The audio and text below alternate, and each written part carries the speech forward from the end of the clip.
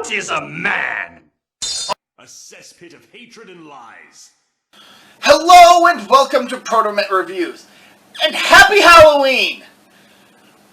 A month ago? Look, I planned on releasing this video on Halloween, but then stuff in my life got pretty busy, and to save myself the stress, I decided to hold off on editing this video until things weren't so busy. So, happy Thanksgiving-ween! Anyway, today I'm going to be covering a game that is filled to the brim with monsters. Castlevania, Symphony of the Night. In 1792, the Dark Priest Shaft has resurrected the Dark Lord, Dracula. In order to rescue his girlfriend Annette, the heir to the vampire killer whip, Richter Belmont, travels to Castlevania, encountering a young girl, Maria Renard, along the way. The pair battle the forces of evil in their quest to slay Dracula. Was that the entire game? That felt way too short. Hold on, let me check my notes. Here's the problem. See, that was the plot of Castlevania Rondo of Blood, the game that Castlevania Symphony of the Night is a sequel to. And that footage you saw just there was actually the prologue chapter of Symphony of the Night that recaps the ending of Rondo of Blood. Okay, here's the real plot of Symphony of the Night. 4 years have passed since Richter Belmont slew Dracula. Richter has gone missing and Dracula's demonic castle has returned. Sensing the disturbance the castle's premature emergence has caused, Dracula's son, Alucard, awakens from what he had hoped would be his eternal rest. Seeking to discover why the world is once again cloaked in darkness, Alucard makes his way to Castlevania to investigate. If I were to compare Symphony of the Night to any previous Castlevania game, then I'd have to compare it to the second game, Simon's Quest. Not so much for the whole traveling to towns and mansions battling monsters along the way, but rather because of how open Symphony of the Night is. The game has an expansive map with many locations to explore, from a science laboratory to Colosseum to an underground waterway to the classic clock tower. And the best part? No bottomless pits you can get knocked into and to instantly kill you. Plus, the music that plays in each area is absolutely fantastic and really fits with the aesthetic of the decor, for the most part at least. I'd play you some, but I don't want to get a copyright strike just to be on the safe side. This game also introduces RPG-esque elements, including stats and leveling up. You can also equip various weapons and armor to augment your stats, allowing you to better deal with the many, many monsters that inhabit Castlevania. You can equip up to 2 weapons or 2 shields to your hands, as well as hats, body armor, and accessories that can give you different stat boosts or decreases. The weapon list alone is impressive, with different weapons having different stats or abilities. However, aside from a few that have a visual difference when used, most weapons attack in the same fashion, a slash in front of you, or at a downward angle while holding the direction pad down and forward. This means that while there are many weapons to use, I tended to just stick to whatever weapon increased my attack stat the most. And while you can equip a number of shields, the most they really do is block projectiles.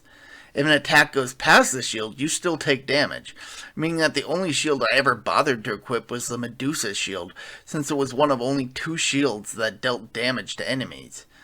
Minuscule damage, yes, but enough to breeze through a room full of weak enemies. The biggest problem I have with the equipment, though, is the fact that the items you can obtain to restore your health or augment your stats must first be equipped to one of your hands, and must then be used outside of the menu, and even then there's a noticeable delay between using the item and the item actually doing anything beneficial, meaning that to heal, you have to take a break from the combat to nurse your injuries. Since I talked about monsters a little bit ago, the franchise is known for having a plethora of classic movie monsters, from skeletons to bats to Frankenstein's monsters and Medusas. But Symphony of the Night introduces even more monsters, not just the classics, but also creatures from folklore and literature from all over the world. The game also has a mechanic where monsters will occasionally drop the aforementioned items, weapons, and armor that Alucard can equip. And these monsters can often have weapons that you can't find just lying around, making it worthwhile to kill as many enemies you encounter as you can. That and the experience points that allow you to level up. Most monsters have 2 items that they drop, and the game includes a compendium of the monsters you've encountered and what items they can drop. Well, the more common item is listed by default, but the rare item remains unlisted until you actually acquire it. This, however, can mean that if you want to fill out the monster list and get every item, weapon, shield, hat, body armor, and accessory in the game, you're going to have to grind monsters to the brink of boredom.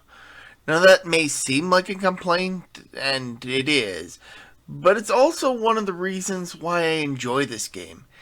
It's somehow low-stakes gambling to find out if the monster you've spent some time defeating will even reward you for your effort. Sure, it can be a bit annoying, especially if a monster has a sound effect that plays when it dies, but by repeatedly facing off against the same enemy, you can start to learn their habits and weaknesses, allowing you to better combat the monsters when you're not grinding against them. One criticism I have regarding the monster list is that you can't check it whenever you want. In order to check the book, you have to travel to the library and have a chat with the master librarian, and only then can you look at the monster list. The master librarian also acts as the in-game shop, allowing you to spend all the money you've found around the castle to buy useful items, and even strategy videos for defeating bosses that you've already beaten. And that's another thing that Symphony of the Night has. Characters. Sure, there aren't nearly as many NPCs in Symphony of the Night as Simon's Quest, but the ones that do appear leave an impression. Whether it's Maria Renard, who's searching the castle for the missing Richter, or Richter, who claims to be the new master of Castlevania, to the secret boss, Succubus, who reveals a bit of Alucard's past. This game also features voice acting for its cutscenes, some of which have become infamous. The version that I played on the PS4, however, features completely redone voice acting that was originally recorded for the PSP port included in the Dracula X Chronicles. So in this version, man is not a miserable little pile of secrets. Other gameplay elements that the game has includes familiars, which Alucard can summon to aid him, but who are mostly useless. And since Alucard is a damper, he has the ability to shapeshift into a wolf, a bat, and mist. The bat form is the most useful, allowing Alucard to reach previously unreachable locations and see what secrets are hidden there. The wolf form allows Alucard to leap across wide gaps, but once you get the double jump ability, it becomes pretty useless. Mist, unfortunately, is the worst of these forms, as it only allows you to pass through certain barriers, most of which only lead to optional areas, which, while fun to explore, mean that the Mist form is extremely situational. I know I do have quite a few complaints about this game, and honestly, this game is not my favorite entry in the Castlevania franchise. But that's mostly because I got into the franchise when I played the later games, which actually fix most of the issues I have with Symphony of the Night. Konami was so impressed with how much critical acclaim Symphony of the Night got compared to their attempts to bring the franchise to 3D, that they decided to hand the game's assistant director, Koji Igarashi, the reins of the franchise for nearly a decade, and he revitalized the series, with some of the games he's produced being considered among the best in the entire franchise. And then Lords of Shadow happened, but he wasn't involved with that, so let's move on. Igarashi's work on the Castlevania franchise was so well regarded that when he went on Kickstarter to get a new game in the same style funded, it reached target and then some. Which brings us to the modern day. The game Igarashi wanted to make, Bloodstained: Ritual of the Night, released earlier this year, and while I won't go into too much detail about this, because I actually want to review this game further on down the line, I will say that it was everything that I'd hoped for and much more. And while I didn't play it growing up, Castlevania Symphony of the Night is indirectly responsible for my love of the Castlevania franchise.